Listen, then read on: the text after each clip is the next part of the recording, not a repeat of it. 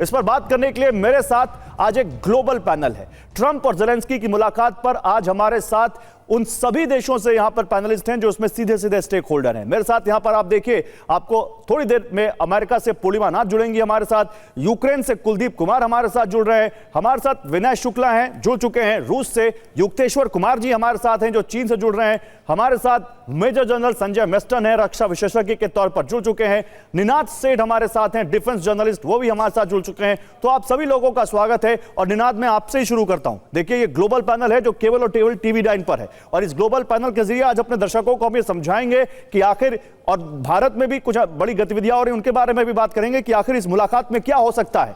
हम लगातार कवरेज तो कर ही रहे हैं, लेकिन निनाद जल्दी से मुझे बताइए, क्या ट्रंप ने अपने एक सोशल मीडिया पोस्ट से ज़ेलेंस्की के साथ वो क्या करने वाले हैं ये लगभग आउट कर दिया है? UEM Jaipur is a perfect target for prospective students aspiring for good jobs, good education with future-ready skills. Tone set कर दिया। देखिए, मेरे को लगता है कि ये होता ही नहीं अगर उल्टी गिनती शुरू नहीं होती। सबसे बड़ी बात यह है कि कुछ ना कुछ एग्रीमेंट हुआ है अलास्का में जो जिससे हड़कंप यूरोप में मचा है। यूरोप के सारे लीडर अगर अपने काम छोड़ के अचानक अमेरिका आ गए हैं तो उनको ये पता चल गया है कि कोई ना कोई ट्रेड ऑफ एग्री हो चुका है। जहां तक मेरे को लगता है कि ट्रेड ऑफ में ऐसा नहीं है कि रशिया को भी नहीं देना पड़ेगा। सुमी में जो रशिया का हिस्सा जो उन्होंने कैप्चर किया हुआ है और खार्किव में जो कैप्चर किया हुआ है, मुझे लगता है वो टेबल पे होगा और उसके बदले एक तरह से अगर आप चाहें तो स्टैंड स्टील अग्रीमेंट मिलेगा और वॉर खत्म करने की गारंटी मिलेगी। पर इसमें यूक्रेन के पास क्या क्या ऑप्शंस हैं? देखिए, रियलिस्टिकली कोई भी वॉर ऑन द ग्राउंड जीता जाता है। वॉर व्हाइट हाउस के रूम में नहीं जीता गया, वो ऑलरेडी हो चुका है ऑन द ग्राउंड। अगर हम अच्छी तरह देखें तो 1450 स्क्वायर किलोमीटर की टेरिटरी इस वक्त रूस के कंट्रोल में है। क्या वो सिर्फ वही छोड़ेगा जहां छोटा मोटा कंट्रोल है, जैसे मैंने कहा सुमी और खार्किव में? नहीं तो फिर स्टीव विटकॉफ जो कह रहे हैं उससे क्या पता चलता है कि पुतिन पहली बार उन 5 इलाकों पर रियायत बरतने को तैयार हो गए और फिर आर्टिकल 5 जैसी सिक्योरिटी, नॉट आर्टिकल 5 बट उसके जैसी similar to article 5 security Ukraine को देने को तैयार है? इसका क्या मतलब है?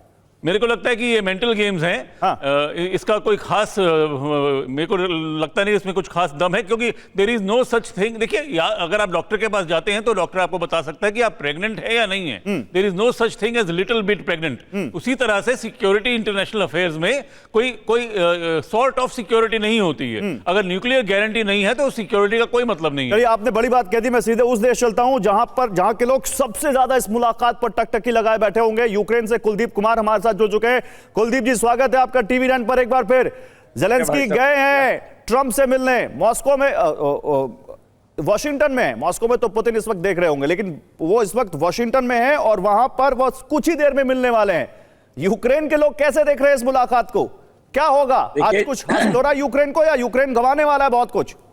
देखिए जी, रिजल्ट तो निकलने वाला है। यूक्रेन गवाएगा नहीं गवाएगा ये तो वक्त बताएगा, लेकिन रिजल्ट जरूर निकलेंगे। क्योंकि ऐसी कोशिश पहली बार हुई है कि ये मीटिंग हुई है पहले पुतिन के साथ, बहुत टाइम से ये टल रही थी और इसका रिजल्ट जरूर निकलेगा। हम लोगों को सबको उम्मीद है कि सितंबर में, जो लोग यहाँ सोच रहे हैं कि सितंबर तक युद्ध पे विराम लगने की आशा है सब लोगों को यहाँ पर। अच्छा, क्या आशा है? वैसे आशा क्या है, क्या होगा कुछ तो बताइए। क्या आपको लगता है कि वो जो जहां पर रूस बैठा है वो पीछे जाएगा या वो छोड़ना पड़ेगा?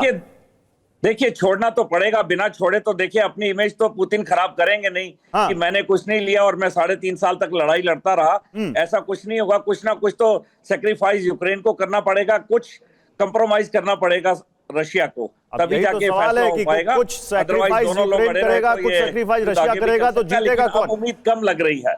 कुलदीप जी, बड़ी बात आपने कह दी। आप यूक्रेन में बैठकर अगर ये बात कह रहे हैं तो हम समझ सकते हैं कि क्या सेंस है वहां पर पब्लिक में। लेकिन इससे पहले कि मैं अपने दूसरे पैनलिस्ट के पास जाऊं, अब देखिए ज़ेलेंस्की का रिस्पांस भी आ गया है और मैं चाहता हूं कि वो रिस्पांस आपको बता दूं, फिर आता हूं आप लोगों के पास। ट्रंप के बयान पर ज़ेलेंस्की का जवाब आ गया है, दिखाइए जरा पीसीआर। युद्ध के लिए पुतिन को इनाम मत दो, ज़ेलेंस्की साफ साफ कह रहे हैं ट्रंप से। वो कह रहे हैं कि पुतिन यूक्रेन यूरोप पर दबाव बनाने की कोशिश कर रहे हैं। दबाव बनाने के लिए पुतिन दिखावटी हत्याएं करवाएंगे, राजनयिक कोशिशों को भी नीचा दिखाएंगे। रूस को यह युद्ध समाप्त करना होगा जो उसने स्वयं शुरू किया था। हम भी चाहते हैं कि जल्द युद्ध खत्म हो। मुझे उम्मीद है कि अमेरिका रूस को शांति के लिए समझाएगा। अब तो समझा चुके हैं जो समझाना था। आपको क्या लगता है यहां पर, विनय शुक्ला जी? विनय जी हमारे साथ रशिया से हैं। विनय जी, यूक्रेन पे बैठे कुलदीप तो कह रहे हैं कि यूक्रेन को गंवाना पड़ेगा। ये जो जेलेंस्की यहां पर कह रहे हैं, जो इनका रिस्पांस है ट्रंप के बयान के बाद, ये फेस सेविंग है, अपनी कॉन्स्टिट्यूएंसी को एड्रेस कर रहे हैं, या वाकई जेलेंस्की आज भी अड़े रहेंगे कि हम कुछ नहीं देंगे? देखिए, वो एक देश के राष्ट्रपति हैं जो लड़ रहा है इतने साल से, तो नेचुरली वो एकदम ऐसी बात थोड़ी कहेंगे कि सरेंडर कर रहे हैं। हाँ। और जो राजनीतिक जो आप डिप्लोमेसी में आए हैं, तो यहाँ तो लेजर देना पड़ेगा। और जहां तक रूस का है कि वो, जैसे कि आपके विशेषज्ञ ने कहा कि वो रूस खार्किव और सुमी में पीछे हट सकता है जो उसने इलाके लिए हैं। और उधर जो ज़पोरिज़िया के मामले में तो लगता है कि वो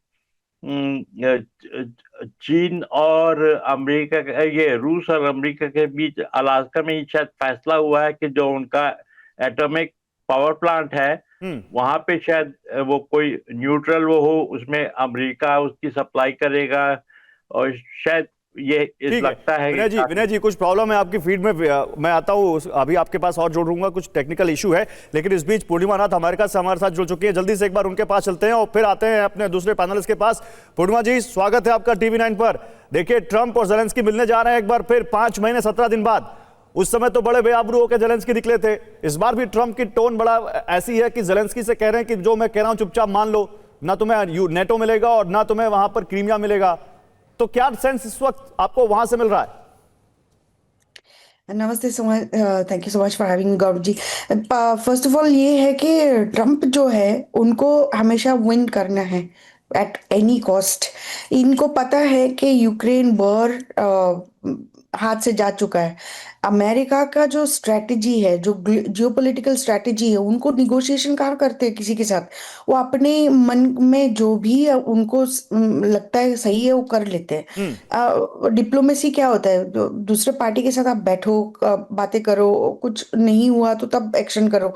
नहीं, इनकी मतलब it's very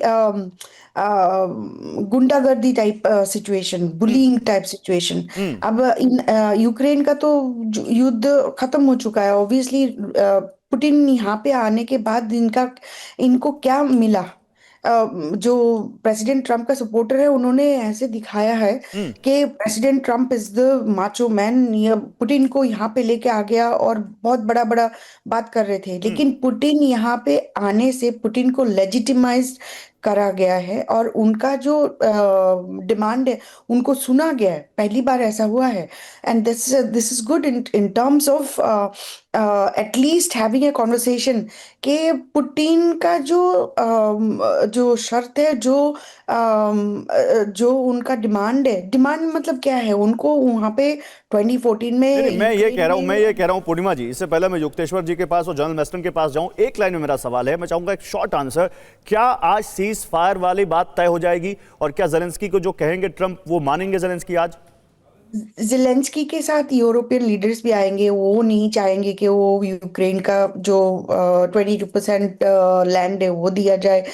I am not sure Zelensky in A position, but Zelensky को ये मानना चाहिए कि वो हार गए, लेकिन America is part of this. ये भी जेलेंस्की को बोलना चाहिए। लेकिन आपने बड़ी बात कह दी, जेलेंस्की को मानना चाहिए कि वो हार गए और जेलेंस्की को यह भी बोलना चाहिए कि America is part of this.